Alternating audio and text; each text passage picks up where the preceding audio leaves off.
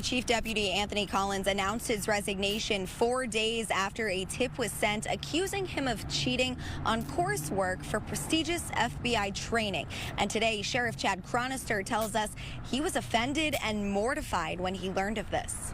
When anyone in law enforcement betrays the community's trust, we all suffer the consequences. That betrayal came from one of Hillsborough County Sheriff Chad Chronister's right-hand men. Chief Deputy Anthony Collins stood behind the sheriff at community events, promotion ceremonies, and some of the county's biggest crime investigations. I'm sure most of you know this, but in case you don't, the only person that's higher in the sheriff's department than the chief deputy is the sheriff himself. But here's what's interesting. The sheriff has been the sheriff of Hillsborough County for 8 years, right? And he says it's horrible knowing that someone that meant so much to him and that he really liked let him down. No, you let yourself down. You didn't follow up. You didn't do any checks. He didn't check on this guy. He just took him at face value. Papers do. I wrote this. I did this. The email also included allegations concerning his personal and family life. The following day, Chronister says Collins was placed on administrative leave so they could do an informal inquiry. In the meantime, the sheriff says he spoke to the 21-year veteran of the sheriff's office. Okay. Let me find out how egregious this is. On a scale of 0 to 10, 0 means he completed none of your coursework, 10 meaning he did all of it. He told me at least a 5. Chronister says the next day, Collins resigned.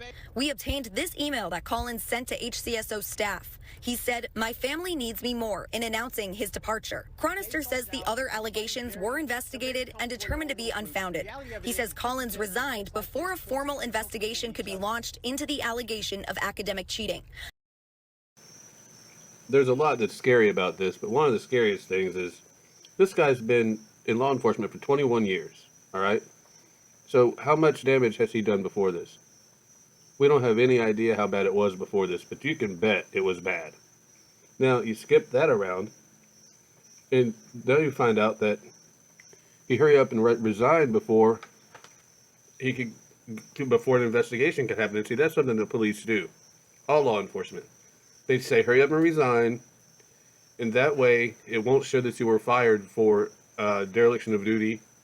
I don't know if they call it that in the police department, but dereliction of duty is what it was. And lying and fraud. So that's not going to be on his record, so he's probably working over in Pasco County now as a deputy.